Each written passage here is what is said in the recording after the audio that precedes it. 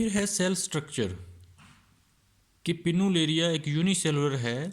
ये तो थी बैरूनी बातें कि गेडल व्यू से वो कैसा नज़र आता है, वॉल व्यू से कैसे नज़र आता है। अब सेल के डिटेल में स्ट्रक्चर देखना है कि सेल के अंदर क्या कुछ होता है और किस तरह लगा हुआ होता है। तो अगर एक सेल का क्रॉस सेक्शन काटें तो वो इस तरह का नज़र आता है। ये एक यूनिसेलुलर एलजी होता है।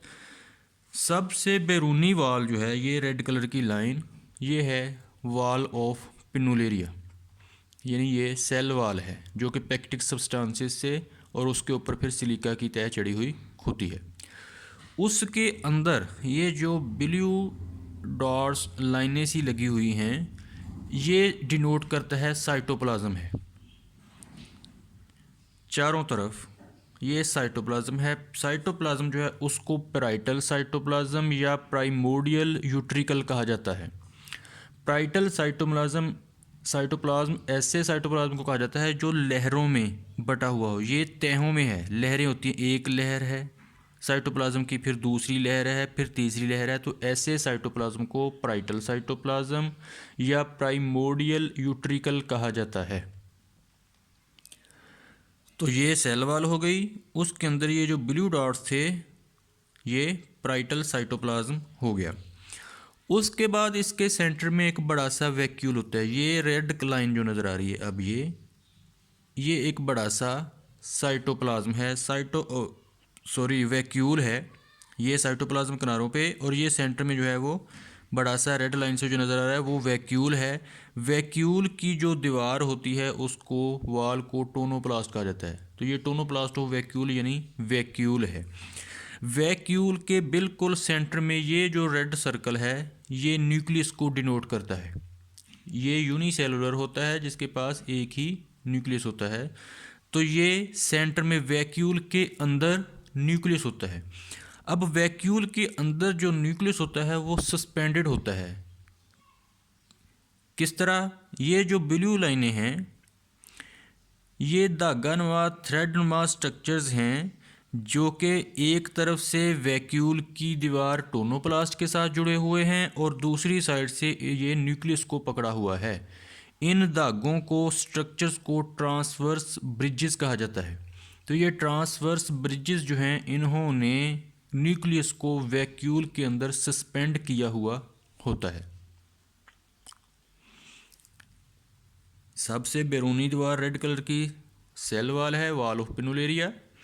उसके अंदर ये ब्लू लाइनें जो हैं वो किनारों किनारों पे चारों तरफ पेरिफेरल पार्ट में, ये है पैराइटल साइटोप्लाज्म या प्राइमोर्डियल यूट्रिकल। क्योंकि ये कई लेयर्स में है, मल्टी लेयर्ड है, तो इसलिए ऐसे साइटोप्लाज्म को पैराइटल साइटोप्लाज्म कहा जाता है।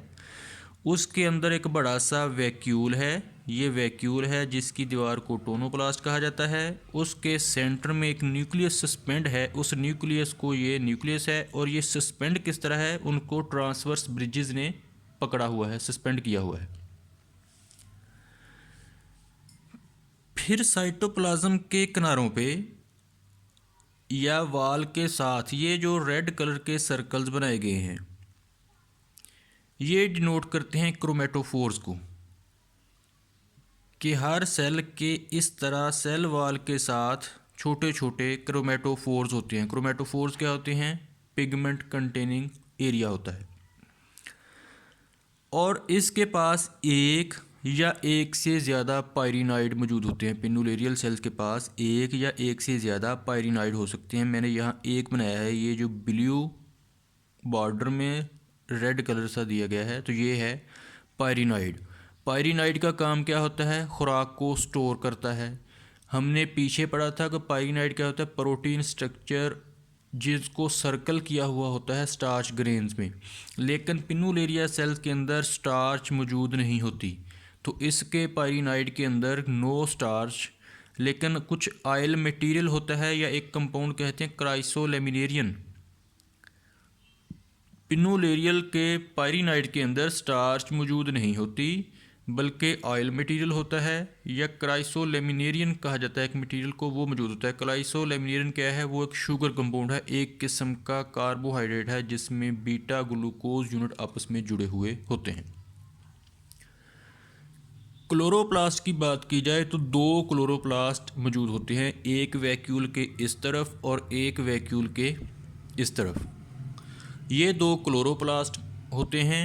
क्लोरोप्लास्ट के पास होता है chlorophyll A, chlorophyll C, beta carotenes and फ्यूकोजेंथीन।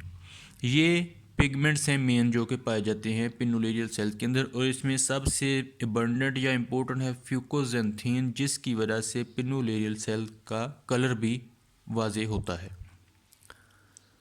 तो ये था जी सेल का स्ट्रक्चर, एक पिनुलेरियल सेल का स्ट्रक्चर कि सबसे बैरूनी वाल है, फिर पैराइटल साइटोप्लाज्म है जिसको प्राइमोर्डियल यूट्रिकल भी कहा जाता है, वैक्यूल है जिसकी दीवार को टोनोप्लास्ट, सेंटर में न्यूक्लियस सस्पेंडेड है। सस्पेंडेड किस तरह है? ट्रांसवर्स ब्रिजेस ने उसको पकड़ के रखा हुआ है। क्रोमेटोफोर्स किनारों पे मौजूद हैं। पायरिनाइड एक या दो हो सकते हैं। पायरिनाइड के अंदर स्टार्च मौजूद नहीं होती लेकिन ऑयल मटेरियल होता है, या क्राइसोलेमिनेरियन शुगर कंपाउंड्स होते हैं। और दो क्लोरोप्लास्ट मौजूद होते हैं। क्लोरोप्लास्ट के अंदर पिगमेंट्स होते हैं, chlorophyll A, C, beta carotene and fucoxanthin etcetera.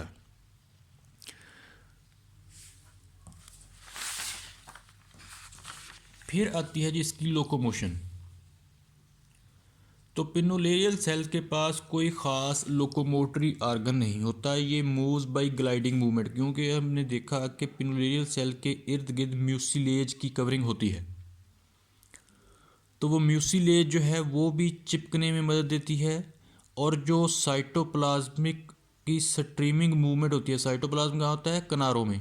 तो वो स्ट्रीमिंग मूवमेंट साइटोप्लाज्म की जो है वो भी मूवमेंट में हेल्प करती है, जिसकी वजह से पिनुलेरियल सेल जो है वो मूव करता है एक जगह से दूसरी जगह।